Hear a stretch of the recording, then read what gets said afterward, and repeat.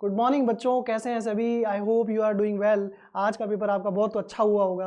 Analysis आप लोग देख ही लेंगे, और अगर कुछ प्लस माइनस होता भी है तो वरीड नहीं होने का बेटा, चिंता बिल्कुल भी नहीं करना है, क्योंकि इसका इम्पैक्ट फिर आपके मैथमेटिक्स के पेपर पे दिखेगा। तो उससे ज़्यादा अच्छा होगा कि हम लेट इट गो कर दें। वॉट एवर अच्छा हुआ है तो बहुत अच्छी बात है, अगर कुछ प्लस माइनस रह गया तो वरीड बिल्कुल नहीं होना है, क्योंकि अब हमारा जो मैथमेटिक्स का पेपर है वो 8 मार्च को है, और हमारे पास में whole and sole there will be 8 days, और उसी 8 डेज की planning with PYQ and revision series में आपके लिए बच्चों लेके आया हूँ। और यही स्ट्रेटेजी जो थी, इसी का हम रिवील करने वाले हैं आप लोगों को कि आपके लिए हम क्या प्लानिंग लेके आए। आ जाओ बच्चों, देखते हैं। मैं बताऊं आपको तो सबसे पहले मैंने प्लान किया है कि क्यों ना आपको 2 चैप्टर पर डे के अकॉर्डिंग पढ़ाए जाएं, और ये कवर किया जाए कि हम पूरे सिलेबस को विद इन 6.5 डेज कंप्लीट करें, और लास्ट के 2 डेज या 1.5 डे में हम आपको अच्छे इंपॉर्टेंट क्वेश्चंस बताएं। उन्हीं दिन आपको सैम्पल पेपर्स के साथ में मैं टाइमर सेट करके प्रिपरेशन भी करनी है, ताकि आप ये चेक कर सकें कि आप अपना एक पेपर सैम्पल पेपर 2.5 आवर में कंप्लीट करके बचे हुए क्वेश्चंस वापस सारे क्वेश्चंस एनालाइज कर सकें, ताकि कोई क्वेश्चन छूट ना जाए। क्योंकि बेटा एक्चुअली क्या है, बोर्ड सिर्फ बोर्ड नहीं है इस बोर्ड का इम्पैक्ट आपके आगे वाले आने वाले जेई के क्वेश्चन जो पेपर होंगे और आपका रिजल्ट होगा उस पर भी इम्पैक्ट डालेगा। If you will secure 75% then only you will go for JEE, yes और नो।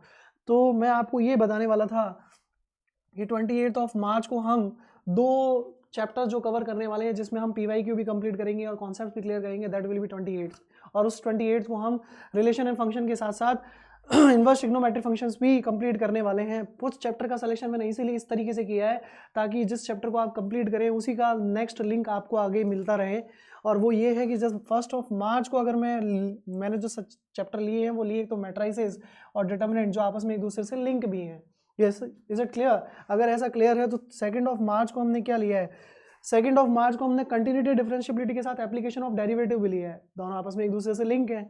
इसी तरीके से अगर मैं बात करूँ इंटीग्रल्स और एप्लीकेशन ऑफ इंटीग्रल्स, वो हमने 3 मार्च के लिए रखे हैं। ये आपस में एक दूसरे से कनेक्टेड है। एक डिफरेंशियल इक्वेशन रहता है जिसे हम नेक्स्ट मॉर्निंग यानी कि 4 मार्च को कंप्लीट करेंगे, और उसके बाद हम लेके आएंगे आपके लिए वेक्टर, जो कि एलिमेंट्री लेवल ऑफ वेक्टर्स है। वेक्टर्स में हम आपको अच्छे से समझाएंगे कि क्या वेक्टर होता है, एक्चुअली कितना portion of vector is coming to the exam. और जो 3D है वो next day, that is 5 March, और उसी के साथ हम लीनियर प्रोग्रामिंग प्रॉब्लम, और लास्ट जो 6 मार्च को हम सिलेबस वाइंड अप करने वाले होंगे, that will be probability. Probability तक हमारा चैप्टर सारा सिलेबस कंप्लीट हो जाएगा। अब क्या करने वाले हैं सर?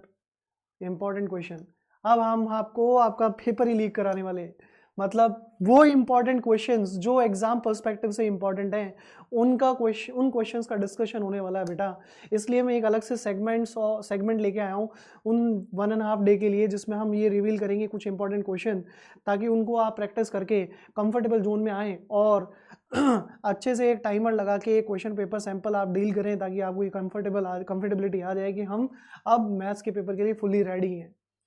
तो वो क्या है कि सबसे पहले 6 मार्च की इवनिंग को मैं आपको करवाऊंगा इंपॉर्टेंट MCQ क्वेश्चन। उसके बाद नेक्स्ट डे हम लॉन्ग क्वेश्चंस और केस स्टडी डील करने वाले हैं ऑन 7 मार्च, और उसकी इवनिंग में आपको fully syllabus complete with all practice and revision, that will be very short type question. और उस दिन आप जान पाएंगे कि किस तरीके से आप 8 मार्च को कंफर्टेबल होके बिल्कुल आप फुल फ्रेश माइंड से पेपर देने वाले हैं। तो क्या ये बात सभी बच्चों को समझ में आ गई है? I hope you will be there at in the morning of 28 Feb, और हम मिलते हैं उस दिन और अच्छे से प्रिपरेशन करना शुरू करते हैं। थैंक यू सो मच बच्चों, लगे रहिए। इस चैनल को लाइक और सब्सक्राइब जरूर कीजिएगा, क्योंकि अगर आप मिस कर देंगे तो मिस करेंगे तो फिर आपको भी ये फील होगा कि कहीं ना कहीं हमारे रिवीजन में कोई इम्पैक्ट आया है। तो अगर आपको मिस नहीं करना है तो kindly do like and subscribe the made JX channel, ताकि नोटिफिकेशंस आपको प्रॉपरली मिलते रहें और आपको ये रिवीजन अच्छे से करने का मौका मिले। थैंक यू सो मच बच्चों, thank you so much, thank you.